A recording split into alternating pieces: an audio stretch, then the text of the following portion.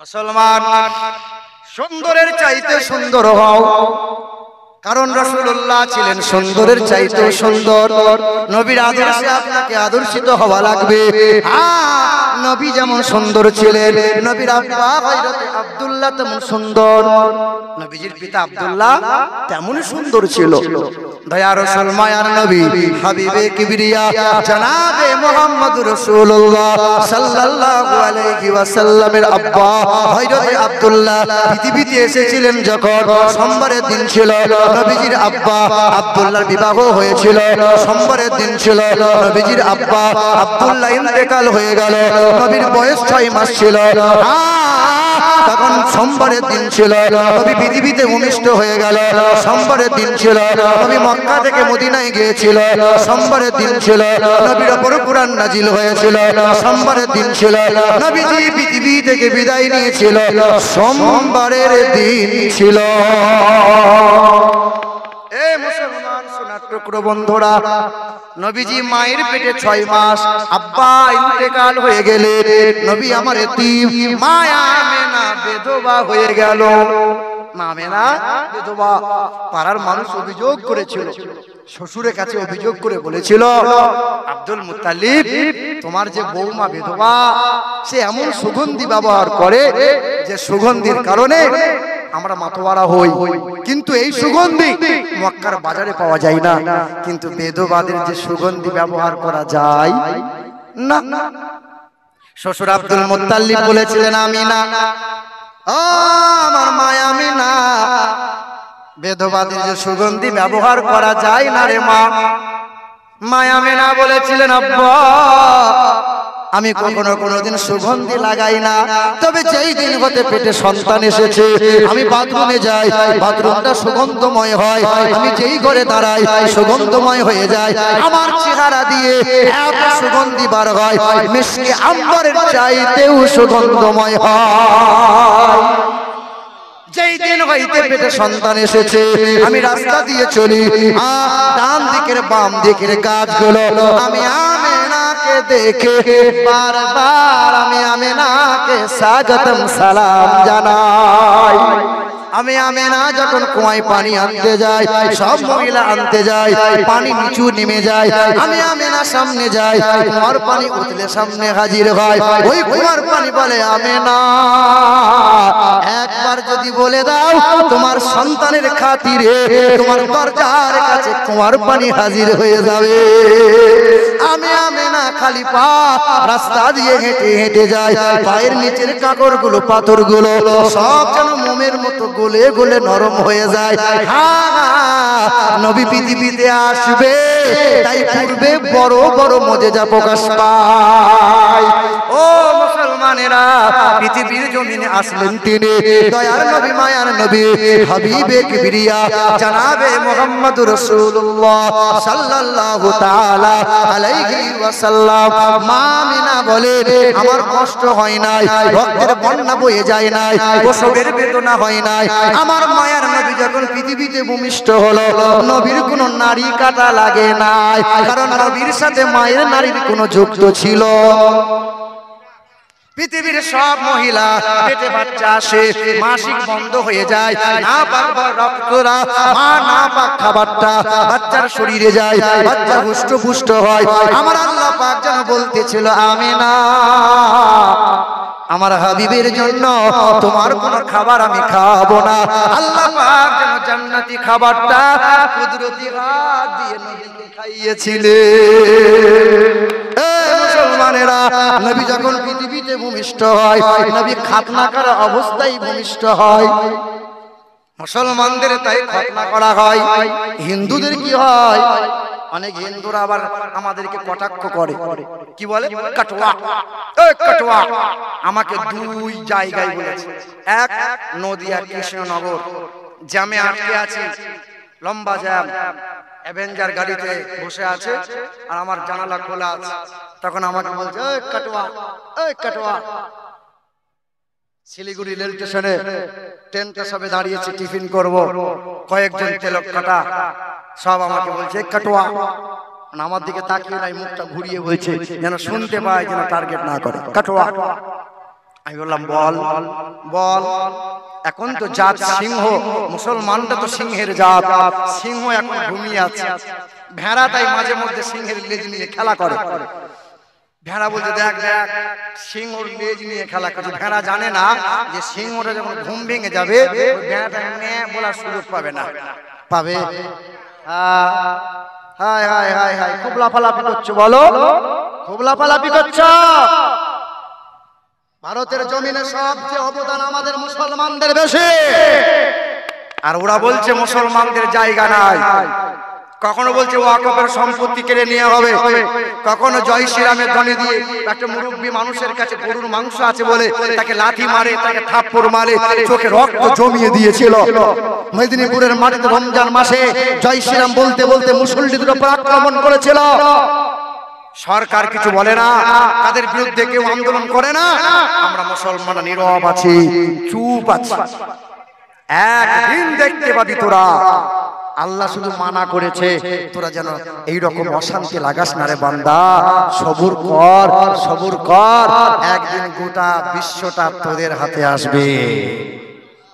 কারণ আল্লাহ বলেন ওয়ালা তাহিনু ওয়ালা তাহজানু ওয়া আনতুমুল আলাউনা ইন কুনতুম মুমিনিন। দুঃখ তোরা করবি না, সাহস জানো হারাবি না, একদিন বিজয়ের পতাকা তোর হাতে উড়বে, কেউ তখন তোদেরকে থামাতে পারবে না। এটা আল্লাহর ঘোষণা। মুসলমান কি দেই নাই আমরা, সব কিছু আমাদের যেদিকে তাকাবে। লাল কেল্লা আমাদের, কুতুব মিনার আমাদের, শহীদ মিনার আমাদের, দিল্লির জুমা মসজিদ আমাদের, আকবর কেল্লা আমাদের, সব কিছু যেদিকে আপনি তাকাবেন মুসলমানদের। এই ওয়াজ অনেক পুরাতন হয়ে গেছে, বহু বলেছি, দেখবে মুসলমানদের সবচেয়ে বেশি অবদান এই দেশের মাটিতে। এখনো ইন্ডিয়া গেটে ৯২,০০০ স্বাধীনতা সংগ্রামীদের নাম লেখা আছে। রক্ত দিয়েছে হিন্দু, খ্রিস্টান, বৈধ, আদিবাসী সবাই। তবে সবচেয়ে বেশি রক্ত আর জীবন দিয়েছে যারা দাড়িওয়ালা টুপিওয়ালা ৬২,০০০ সব মুসলমান তারা। জোরে বলি সুবহানাল্লাহ। মুসলমান বাবারা ভাইরা আমার, মুসলমানদের খাতনা করা হয়, হিন্দুদের খাতনা করা হয় না, ওরা জানে না। এবার খ্রিস্টান ধর্মের বৈজ্ঞানিকরা ৬ বছর রিসার্চ করেছিল মুসলমানরা কেন পেশাব করে পানি নেয়, কেন মুসলমানদের ছেলেদের শিশুকালে চামড়াটা কেটে দেওয়া হয়। ৬ বছর রিসার্চ করার পরে বলেছিল, এ পাদ্রীরা, এ পুরোহিতরা, তোমরা বলো শিশুকালে বাচ্চাদের খাতনা করে দাও কেন? মুসলমানদের ৪টে রোগ কোনোদিন হয় না, যারা রেগুলার পেশাব করে পানি নেয় আর শিশুকালে বাচ্চাদের খাতনা করে দেয়। ৪ রোগ হয় না, ক্যান্সার হয় না, গনোরিয়া হয় না, এইডস হয় না, সিফিলিস নামক রোগ হয় না। আমার চোখে দেখা বর্ধমান হাসপাতালে ভর্তি করেছে মামুনগড়ের ছেলে, ২২ বছর বয়স, পেশাব বন্ধ হয়ে গেছে। ডক্টর বলেছে আয়রন জমে জমে গনোরিয়া হয়েছে, ওই জায়গায় ইনফেকশন হয়ে গেছে। স্যার কি করতে হবে? বলে মুসলমানি করতে হবে। এখন গলায় পইতে কিন্তু মুসলমানি করা আছে, করবেন কি বলেন? বাপ এ মুসলমান সোনার টুকরো বন্ধুরা, ওদের ধর্মগ্রন্থে লেখা আছে রিপোলিঙ্গ ছিদ বিশ্বনাম কোটিশনি নাম মঙ্গদাপতি তদিবাদ করন্তে প্রকৃতিরতা বিরচনাং ভক্ত সদা। পৃথিবীর জমিনে জগৎগুরু আসবেন, তিনি কল্যাণ কর্তা, তিনি লিঙ্গচ্ছেদ অবস্থায়, খাতনা করা অবস্থায় পৃথিবীতে আসবেন। দয়ার নবী যখন পৃথিবীতে ভূমিষ্ঠ হয়ে গেলেন, মায়া মিনা বড় কান্না করেছিলেন। কে কান্না করেছিলেন? মায়া মেনা। শ্বশুর জিজ্ঞাসা করে, শাশুড়ি মা ছুটে আসে, হে আমিনা কাঁদিস কেন রে মা? তোর তো সুখের খবর, তোর তো সুখের দিন, তুই যে বিশ্বের মহান নেতা তোর কোলে পেয়েছিস রে মা। মায়া মেনা দেয় আর বলে, আব্বা আজ যদি আমার আব্দুল্লাহ বেঁচে থাকতো, আমার মুহাম্মদের জন্য মক্কার বাজার থেকে একটা খেলনা কিনে নিয়ে আসতো, আমার শিশু মুহাম্মদ খেলা করতো, আমার শিশু মুহাম্মদ হাসতো। আজ আর কেউ নাই আমার মুহাম্মদকে আদর করে নিয়ে মক্কার বাজারে ঘোরার মতো কেউ নাই। আল্লাহ পাক যেন বলতেছিল, আমেনা দুঃখ করিস না, এ আমেনা মন খারাপ করিস না, আব্দুল্লাহ যদি বেঁচে থাকতো মক্কার বাজার থেকে খেলনা নিয়ে আসতো। কয় টাকা দামের খেলনা? 100, 400, 500 কয়দিন যেত না। না, আমার হাবিবের জন্য দুনিয়ার কোনো খেলনা নয়, আকাশের চাঁদকে আমি আল্লাহ হাবিবের জন্য খেলনা বানিয়ে দিলাম। খেলনা বানিয়ে দিলাম চাঁদকে। নবীর চাচা আব্বাস রাদিয়াল্লাহু তাআলা আনহু বলেন, ইয়া রাসূলুল্লাহ, ইয়া হাবিবাল্লাহ, জ্যোৎস্না রাত্রিতে আমি আপনাকে দেখতাম, আপনি দোলনায় শুয়ে থাকতেন, আকাশের দিকে আঙুলটা তুলতেন, একবার ডান দিকে নিয়ে যেতেন, আকাশের চাঁদ ডান দিকে ঘুরে যেত, আবার একবার বাম দিকে করতেন, আকাশের চাঁদটা বাম দিকে যেত। দয়ার নবী মুচকি হেসে বলেছিলেন, চাচা আপনি কি জানেন না চাচা, কানাল কামার ইউনাজিনি ওয়া ইউহাকিনি ওয়া ইয়ামনাউনি মিনাল বুকা। ও চাচা, আকাশের চাঁদ আমাকে সান্ত্বনা দিত, আকাশের চাঁদ আমাকে কাঁদতে মানা করতো, আকাশের চাঁদ আমাকে খেলা দেখাইতো, আর আমি আকাশের চাঁদটাকে নিয়ে খেলতাম। দয়ার নবী, মায়ার নবী পৃথিবীতে ভূমিষ্ঠ হয়ে বলেন তো বাপ কাদের জন্য কান্না করেছিলেন? উম্মত, আমার উম্মতের কি হবে আল্লাহ, আমার উম্মতকে রক্ষা করে নিও আল্লাহ, আমার উম্মতকে পার করে নিও।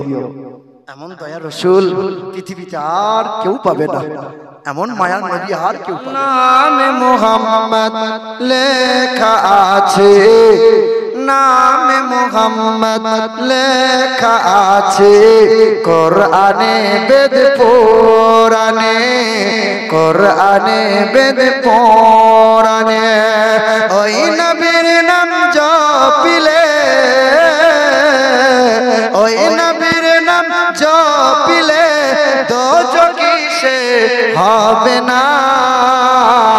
মায়ামিনা তোমার ঘরে কে এসেছে বলো না, মায়ামিনা তোমার ঘরে কে এসেছে দেখো না। দুনিয়াতে সুখী রবে, আখিরাতে জান্নাত পাবে, আখিরাতে জান্নাত পাবে। যারা গাবে দিল থেকে, যারা গাবে দিল থেকে নবী পাকের দিওয়ানা। মায়ামিনা তোমার ঘরে কে এসেছে বলো না, কে এসেছে বলো না। আল্লাহুম্মা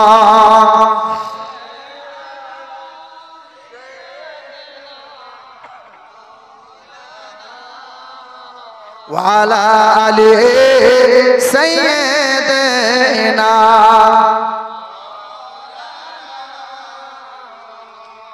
সাল্লাল্লাহু তাআলা আলাইহি ওয়াসাল্লাম সব থেকে বেশি আপনার জন্য কাঁদছেন, কেঁদে যাচ্ছেন, আগামীতেও কাঁদবেন। তিনি আমার দয়ার মায়ার রাসূল সাল্লাল্লাহু আলাইহি ওয়াসাল্লাম। যখন নবীজির বয়স 8 দিন ছিল, মা হালিমা নবীকে কোলে করে নিয়ে তায়েফ শহরে নিয়ে গিয়েছিলেন। আর দয়ার রাসূল যখন কোরআন পেয়েছিলেন, এই কোরআন নিয়ে তায়েফের ময়দানে ঈমানের দাওয়াত দিতে গিয়েছিলেন। দয়া রাসূল যখন বলেছিলেন তায়েফবাসীকে যে লা ইলাহা ইল্লাল্লাহ আনা রাসূলুল্লাহ, তোমরা এক আল্লাহকে মেনে নাও, আমি নবীকে তোমরা স্বীকার করে নাও। তায়েফের নিষ্ঠুর মানুষরা জবাবে বলেছিল, মুহাম্মদ তুমি মরার জায়গা পেলে না মুহাম্মদ, এখানে যদি মরে যাও কবর দেওয়ার কাউকে পাবে না মুহাম্মদ সাল্লাল্লাহু বেঈমানদের কথা এমনই ছিল, যখন আমার রাসূল কেমন ঠাট্টা বিদ্রুপ করে দিল, আমার নবীর কদম থমকে গেল। তখন তায়েফের নিষ্ঠুর মানুষরা বেঈমানরা বলেছিল, রাস্তা দিয়ে নির্বংশ পাগল মুহাম্মদ যাচ্ছে, এই মুহাম্মদকে এমন করে মারবি যেন সুস্থ হালতে বাড়ি ফিরে যেতে না পারে। আমার দয়ার রাসূলের কি অপরাধ ছিল, আমার মায়ের নবীর অপরাধটা কি ছিল? সেদিন বেঈমানরা মোটা মোটা পাথর নিয়েছিল, আর হুল হুল পাথর নিয়ে যার শরীরে যেমন ক্ষমতা ছিল আল্লাহ নবীকে আঘাত করতেছিল। নবীর শরীরে সাদা রঙের পোশাক ছিল, মোটা পোশাকটা ছিঁড়ে চামড়া ফেটে মাংসের মধ্যে পাথরগুলো গেঁথে গেঁথে গিয়েছিল। আল্লাহ রাসূলের সারা শরীর রক্ত রঞ্জিত হয়ে গেল। নবী যখন অসুস্থ দুর্বল হয়ে পড়লেন, বেঈমানরা গোল করে ঘিরে আমার নবীকে পাথরে 3 বার ঘা মেরেছিল। পাথরের আঘাতে মাথাটা ফেটে গেল, নবীর মাথা ফাটা রক্ত জমিন দিয়ে গড়িয়ে গেল, আর পায়ের খড়মটা চামড়ার সাথে জমাট বেঁধে গেল। নবী আমার বেহুশ হয়ে জমিনে পড়ে গেল। সেদিন শয়তান বেঈমানরা আমার নবীকে পায়ে করে লাথি মেরেছিল আর বলেছিল মুহাম্মদ আর বেঁচে নাই, এবার মুহাম্মদ মরে গেছে। নাউজুবিল্লাহ। মুসলমান সোনার টুকরো বন্ধুরা আমার, সেদিন বেঈমানরা হাসতে হাসতে চলে গেল।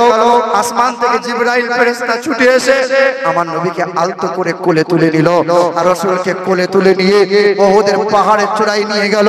ওহুদের পাহাড়ের চূড়ায় নিয়ে গিয়ে বলে, ওহুদ পাহাড়, যে নবীকে সৃষ্টি না করলে আল্লাহ আসমান বানাইতো না, জমিন বানাইতো না, তোর মতো পাহাড়কে তো আল্লাহ বানাইতো না। আজকে তোর কোলে আমার নবীকে একবার শোয়াবো, একটু নরম বিছানা হয়ে যা না। আজও হাজিরা হজ করতে গেলে এই চর্মচকে পাহাড়ের চূড়ায় উঠে যদি পারে দেখতে পাবে এখনো সমতল হয়ে গেছে, এখনো সমতল রয়ে আছে। নবীকে আলতো করে শুইয়ে দিলেন। জিবরাইল ফেরেশতা নবীর মাথার উপরে পাখনা করে হাওয়া করেছিলেন। আল্লাহ রাসূলের চোখটা খুলে বলছেন, জিবরাইল, আমার ভাই জিবরাইল আলাইহিস সালাম, কি হয়েছে বলো, তুমি কাঁদছো কেন ভাই জিবরাইল? সেদিন আল্লাহ রাসূলের সামনে কাঁদে আর বলে, ইয়া রাসূলুল্লাহ, আপনাকে এমন করে কষ্ট দিয়েছে, আপনাকে এমন করে ব্যথা দিয়েছে, আপনার সাথে এমন বেয়াদবি করেছে, আমি শুধু জিবরাইল নয় গো ইয়া রাসূলুল্লাহ, আসমান থেকে কোটি কোটি ফেরেশতা জমিনে নেমে এসেছে, যাদের আগমনের কারণে আজকে সূর্যের কিরণটা আজকে আড়াল হয়ে গেছে। আপনি একবার অর্ডার দেন ইয়া রাসূলুল্লাহ, বেঈমান গুলোকে ধূলিসাৎ করে দেব। সেদিন আল্লাহ রাসূল বলেছেন, না না ভাই জিবরাইল, তারা আমাকে চিনতে পারেনি, তারা আমাকে বুঝতে পারে নাই, কাউকে প্রতিশোধ নেওয়া লাগবে না। সেদিন আল্লাহ রাসূলের সামনে কাতর কণ্ঠে, আলতো কণ্ঠে দয়া রাসূলকে বলছেন, ইয়া রাসূলুল্লাহ, এত কষ্ট হচ্ছে আপনার, আল্লাহ পাক আপনার যন্ত্রণা কষ্টগুলো ব্যতীত হওয়ার কষ্টগুলো আল্লাহ শুনতে চেয়েছে, একবার আপনি বলুন না আপনার কোথায় কোথায় কষ্ট হচ্ছে। সেদিন আল্লাহ রাসূল জিবরাইলের মুখটা টিপে ধরে বলেছেন, না ভাই জিবরাইল, আমার কষ্টের কথা আমার মালিককে বলা লাগবে না, আমার মালিককে বলা লাগবে না, তুমি আমার মালিককে একটা কথা বলবে। বলো না জিবরাইল, কি কথা? বলে আমার মালিককে বলো, আমার মালিক যেন এই নাদান, এই গুনাহগার, এই উম্মতি গুলোকে পার করে দেয়। আমার এই নাদান, আমার এই গুনাহগার উম্মত। বন্ধুরা আমার, সুধী মানুষেরা, একটু হট্টগোল না করে একদম নিস্তব্ধ হন, একটু চুপ করেন, 10টা মিনিট কথাগুলো শোনেন। তো দয়ার রাসূল সাল্লাল্লাহু তাআলা আলাইহি ওয়াসাল্লামকে তায়েফের মানুষরা মেরেছিল, নবীর পিঠে পাথরগুলো ভরে আছে, ঢুকে আছে। দয়ার রাসূলকে বলছেন, জিবরাইল ফেরেশতা, দয়া রাসূলুল্লাহ, আপনার কষ্টের কথাগুলো একবার বলেন, আপনার কোথায় কোথায় কষ্ট হচ্ছে নবী? তখন দয়ার রাসূল জিবরাইলের ফেরেশতার মুখে হাত দিয়ে বলেছিলেন, জিবরাইল, আমার কষ্টের কথাটা কাউকে বলো না, তুমি কাউকে বলো না, আমার মালিককে আর শোনাইও না, আমার মালিকের খুব কষ্ট হবে। হে জিবরাইল, তুমি আমার মনের জমানো একটা কথা আমার আল্লাহকে বলবে? জিবরাইল ফেরেশতা বলছেন, ইয়া রাসূলুল্লাহ, কি এমন কথা যা আমাকে বলা লাগবে? বলুন না ইয়া রাসূলুল্লাহ। সেদিন দয়ার রাসূল মায়ার নবী তখন জিবরাইলকে বলছেন, ভাই জিবরাইল ফেরেশতা, তুমি আমার আল্লাহকে বলো, আমার আল্লাহ যেন এই নাদান, আমার এই গুনাহগার উম্মতি গুলোকে পার করে নেয়, আমার এই গুনাহগার উম্মতি গুলোকে আল্লাহ যেন মাফ করে দেয়। জিবরাইল ফেরেশতা কাঁদে আর বলে, ইয়া রাসূলুল্লাহ, আমি আদম নবীকে দেখেছি, আমি মুসা কালিমকে দেখেছি, আমি ইব্রাহিম নবী নাজিউল্লাহকে দেখেছি, আমি দাউদ নবী খলিফাতুল্লাহকে দেখেছি, तमाम নবী পয়গম্বরকে আমি দেখেছি জিবরাইল। ইয়া রাসূলুল্লাহ, তারা সংসার করেছিল, কখনো কখনো উম্মতের কথা ভুলে গিয়েছিল। আপনি এমন একজন নবী, সংসার উজাড় করে দেন, ছেলেমেয়ের ভাবনাকে ত্যাগ করে দেন, কিন্তু এক মিনিটের জন্য উম্মতিকে ভুলে থাকতে পারেন না। নবী তখন বলে, জিবরাইল, আমি যদি নবী উম্মতকে ভুলে যাই, আমার উম্মত কি করে কবরে হাসরে পার হবে বলো? আমি যদি আমার উম্মতকে ভুলে যাই, আমার এই নাদান গুনাহগারগুলো পুলসিরাত কি করে পার হবে বলো? আমি যদি আমার উম্মতকে ভুলে যাই, আমার এই উম্মত বিচারের দিনে কি করে বিচার দিয়ে জান্নাত যাবে বলো? আমার উম্মত যে দুর্বল, আমার উম্মত যে পারবে না। 10 বছর কেটেছিল, নবীজির বয়স তখন 61 বছর ছিল। একদিন দয়ার রাসূল আম্মা জান আয়েশাকে বলছেন, আয়েশা, আম্মা আয়েশা ছুটে এসেছেন। আল্লাহ রাসূল বলছেন, আয়েশা, আমার শরীরে একটু হাত দাও। নবীর শরীরে হাত দিয়েছেন। আম্মা আয়েশা বলছেন, ইয়া রাসূলুল্লাহ, আপনার শরীরে যে বড্ড জ্বর।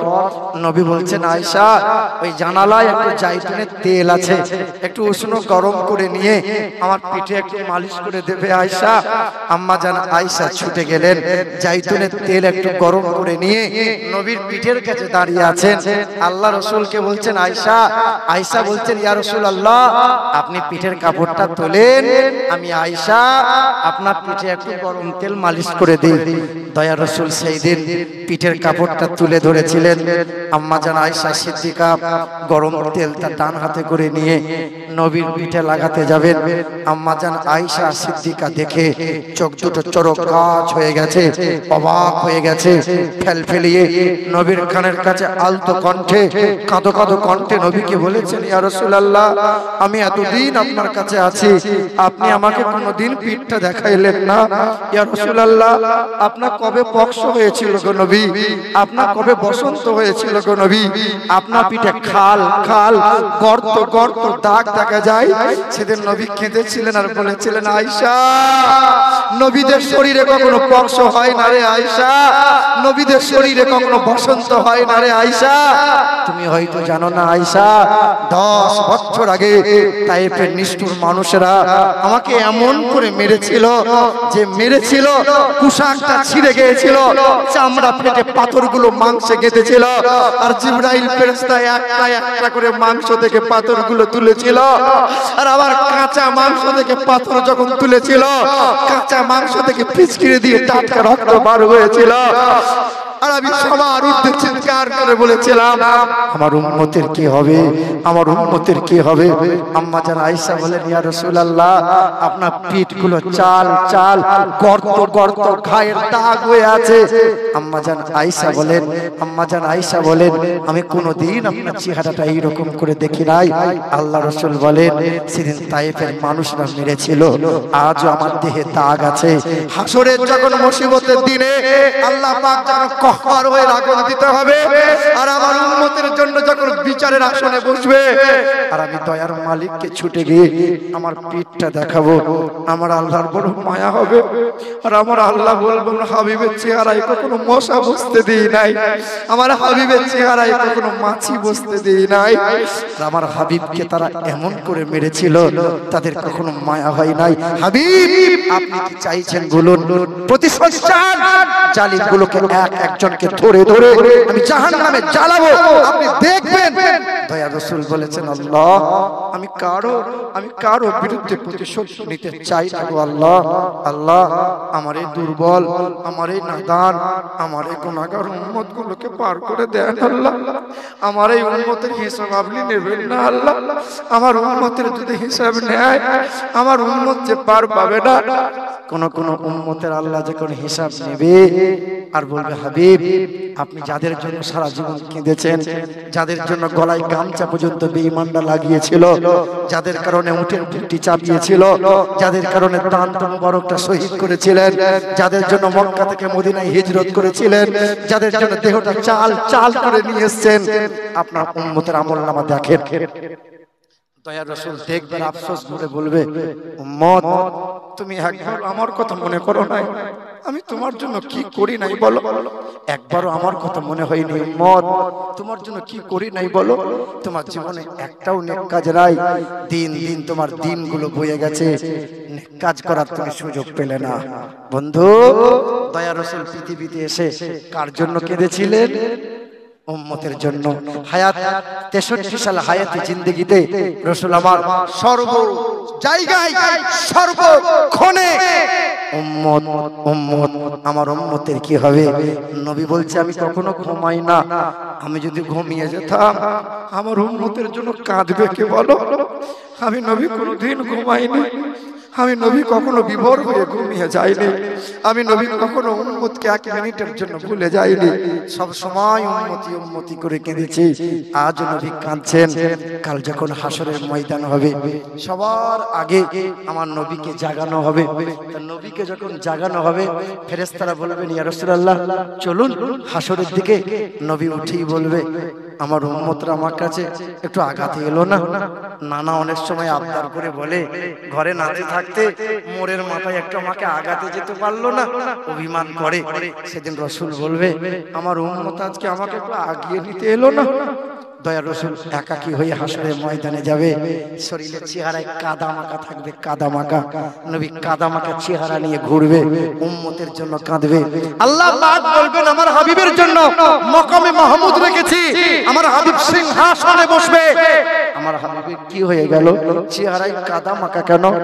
আল্লাহর ফেরেশতারা বলবে আল্লাহ আপনি এত নবী পয়গম্বর পাঠিয়েছেন, এইরকম নবী আর কাউকে দেখি নাই যে নবী রওজা মুবারকে শুয়ে এত পরিমাণে উম্মতের জন্য কেঁদেছিল, চোখের পানি পড়ে মদিনার মাটিটা ভিজেছিল, আর রওজা মুবারকের মাটি ভিজা কাদা মাখা হয়ে নবী হাসরের ময়দানে উঠেছে।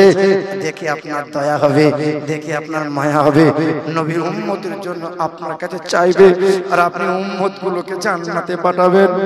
দয়ার রাসূল বলে আমার উম্মত বড় দুর্বল, আমার উম্মত বড় গুনাহগার।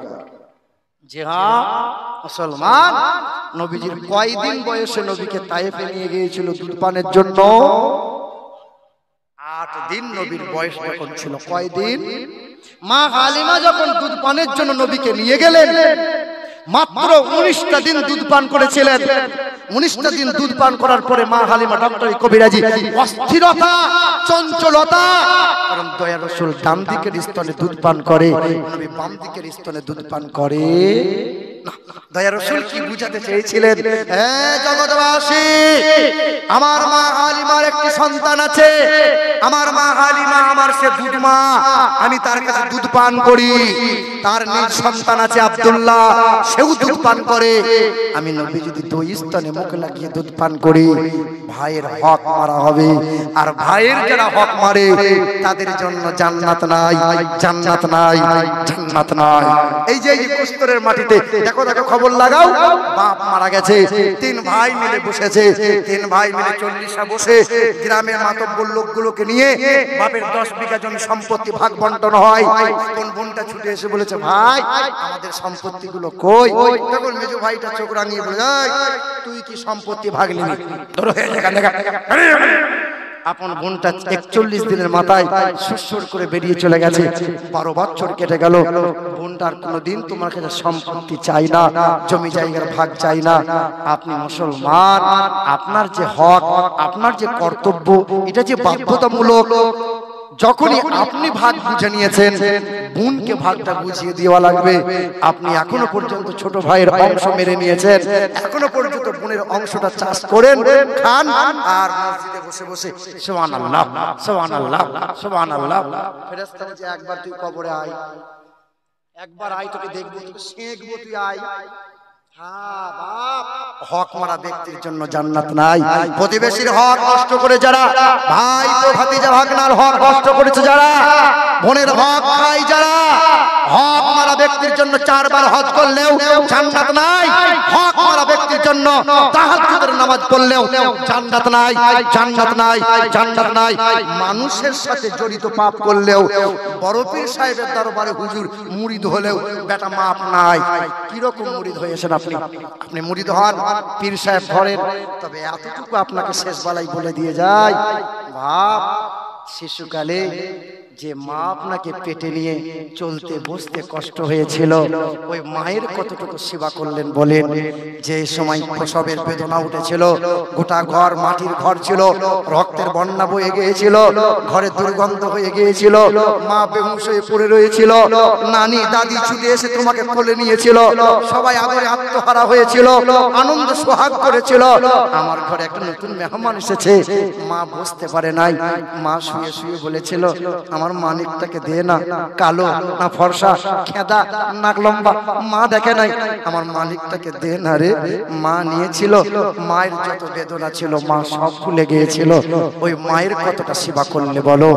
যেই দিন মা তোমাকে কোলে শুয়েছিল, ঠান্ডার মৌসুম ছিল, তুমি পেশাব করে দিয়েছিলে, মা দেখেছে ঠান্ডা, আমার বাচ্চাটাকে ঠান্ডা লেগে যাবে, মা পেশাবের উপরে শুয়েছিল আর তোমাকে বুকের উপরে নিয়ে ঘুম পাড়িয়েছিল। ওই মায়ের কতটাকে মনে পড়লো বলো, কতটা সেবা করলে বলো। সেদিন ছোট্ট ছিলে তুমি, ওই কুস্তরে মোড়ের মাথায় না হয় তুমি যাবে সাঁইথিয়া কোনো একটা ডাক্তার দেখাতে, বাচ্চাটা বড় ঠান্ডা লেগেছে, মা তোমাকে কোলে নিয়েছে, বাচ্চাটাকে পাশে উঠেছে, পাশে বড্ড ভিড়, বসার জায়গা নাই, বাবু একটু বসার জায়গা দেবেন। ছেলেটাকে নিয়ে মা বসে আছে, এমন সময় ছেলেটা চিৎকার করে কেঁদে উঠেছে। মা বুঝতে পেরেছে ছেলেটা দুধ পান করবে। পাশে অসংখ্য লোক, কত লোক আর চোখে তাকিয়ে দেখে, মা কি করবে বলো। বাসের মধ্যে কাপড়টা আড়াল করে ব্লাউজটা খুলে বাসের মধ্যে সিটে বসে বাচ্চাকে দুধ পান করাই। মায়ের ইজ্জত গেল, লজ্জা গেল, শরম গেল, মা উঠা দেখার সুযোগ নাই। মা শুধু ভেবেছিল আমার ছেলেটা যেন কষ্ট না পায়। তুমি সেই মায়ের কতটা সেবা করলে বলো। হে সোনার বন্ধুরা, আমার খুব মনে পড়ে, জানেন আমি খুব বড় লোক ঘরের ছেলে নাই, আজকে টাকা হয়েছে বলে 2 চাকায় ঘুরে বেড়াই, 4 চাকায় ঘুরে বেড়াই। আমি খুব গরিব ঘরের ছেলে।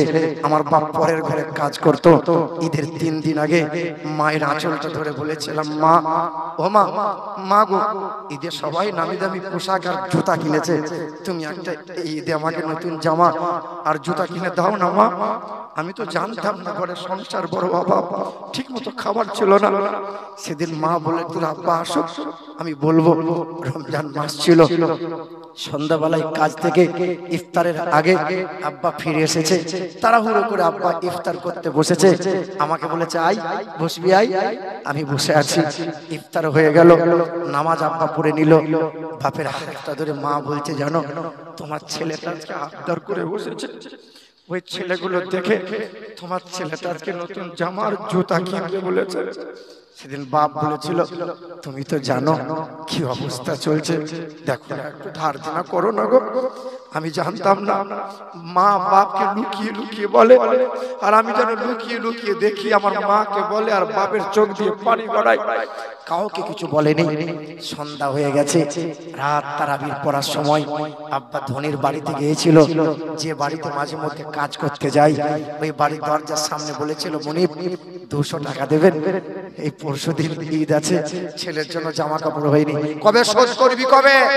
ঈদের পরে 3 দিন কাজ করে না, শোধ করে দেবো, দেন না। 200 টাকা 3 দিন কাজ করবে, নিয়ে এসেছিল। 3 দিন কাজ করে দেবে, 200 টাকা নিয়ে জুতা কিনেছে, জামা কিনেছে, দিয়ে একটু সিমাই লাচ্চা নিয়ে বাড়ি এসেছে। শেষ ঈদের দিন হয়েছে, সবাই জামা কাপড় পরে নিয়েছে, তাড়াহুড়ো করে আমিও জামা কাপড় পরে জুতা পরে রেডি। আব্বাও পরেছে, একটা কাঁধে গামছা নিয়েছে আর জুতাটা পরে যাচ্ছে। আমার পায়ের জুতাটা নতুন, আর আব্বার পায়ের জোড়া পিছন দিকগুলো ছিঁড়ে গেছে, মানে অর্ধেকটা ক্ষয়ে গেছে। বাপের হাতটা টেনে ধরে বলেছিলাম, আব্বা তোমার নতুন জুতো পরবে না, আজকে তো ঈদের দিন, তুমি নতুন জুতো পরবে না?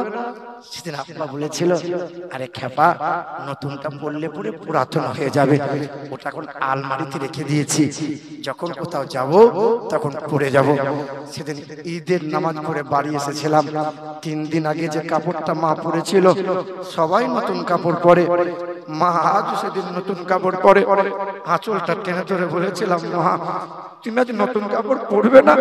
সেদিন মা কেঁদেছিল আর বলেছিল, মানিক এর নাম মা আর এর নাম বাপ। যে নিজে না খেয়ে খাওয়ায়, যে নিজে না পড়ে পড়ায়, যে নিজের ঘাম পায়ে ফেলে রক্ত পানি করে, যে মাথার ঘাম পায়ে ফেলে সন্তানের শখ সাধ পূরণ করে, ওকে বাপ বলে আর একে মা বলে। মা সেই দিন বলেছিলাম, বন্ধু শোনো, আজকে আলেম মৌলবি হাফেজ পীর হয়েছে, মায়ের দোয়াতে হয়, মায়ের দোয়াতে হয়। পৃথিবীর জমিনে মায়ের বদদোয়া যদি লেগে যায়, পীর পীর থাকতে পারে না, হাফেজ হাফেজ হতে পারে না, মৌলানা মৌলানা থাকতে পারে না, বেটা ধ্বংস হয়ে যাবে।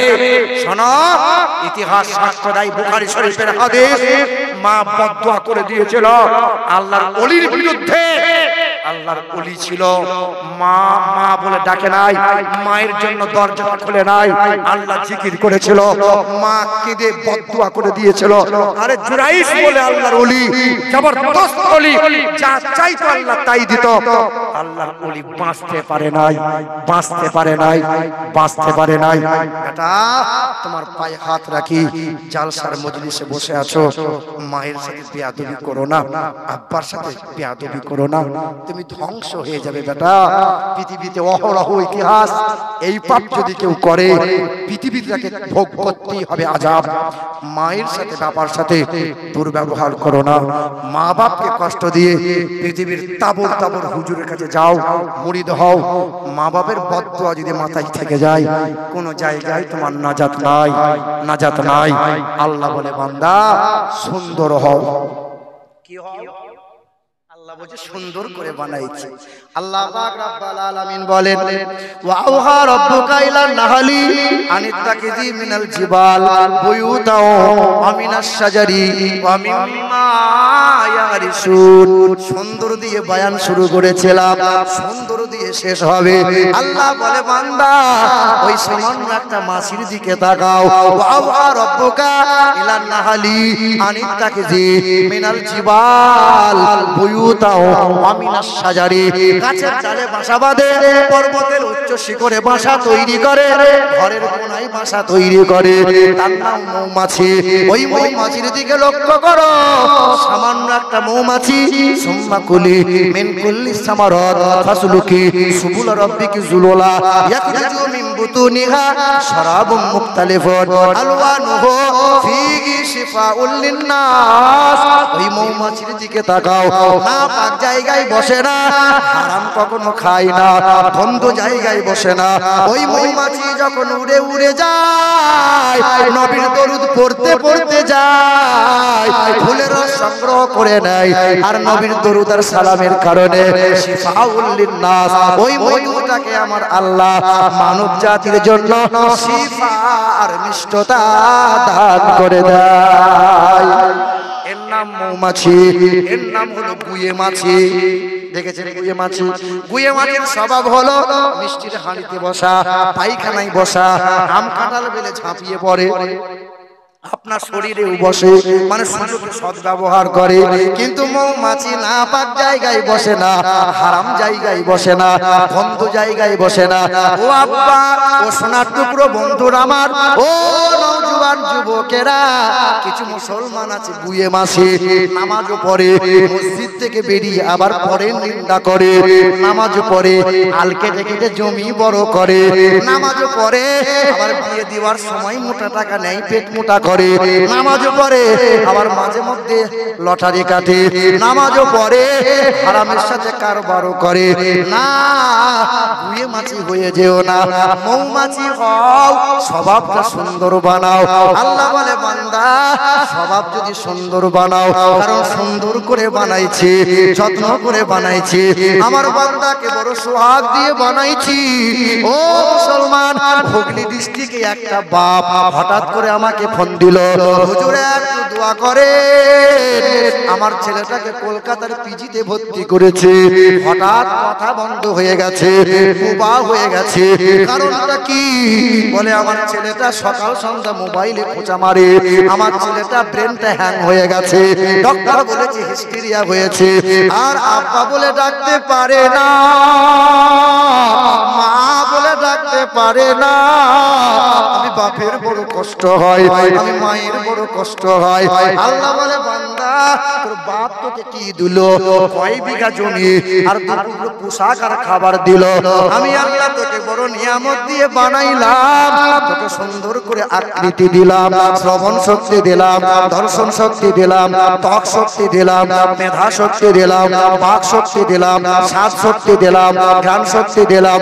আমি আল্লাহ তোকে বড় সোহাগ দিয়ে বানাইলাম, বড় যত্ন করে বানাইলাম। ছেলে যদি আব্বাকে আব্বা বলে না ডাকে, মাকে মা বলে না ডাকে, বাপের বড় কষ্ট হয়, মায়ের বড় কষ্ট হয়। আমি আসমান বানাইলাম, জমিন বানাইলাম, সবচেয়ে সুন্দর করে বানাইলাম।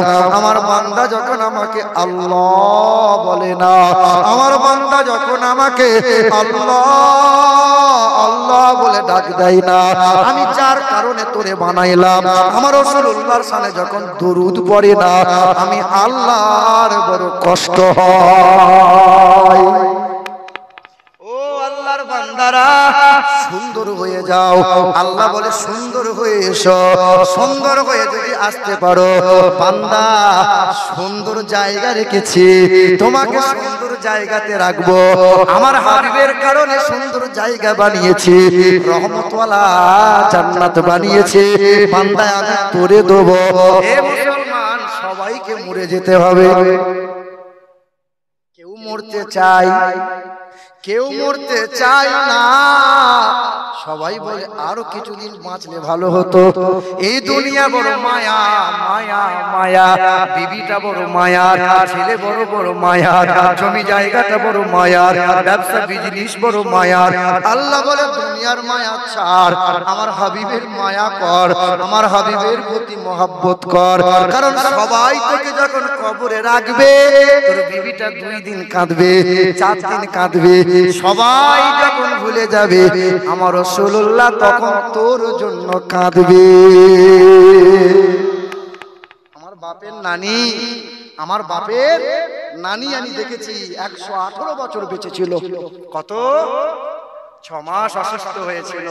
বলেছিলাম বড় মা তোমার তো অবস্থা খারাপ মা, এতদিন তুমি বাঁচলে বড় মা, আমার নানিকে দেখতে পেলাম না, আমার নানাকে দেখতে পেলাম না, আমার নসিব ভালো আমার বাপের নানিকে দেখলাম।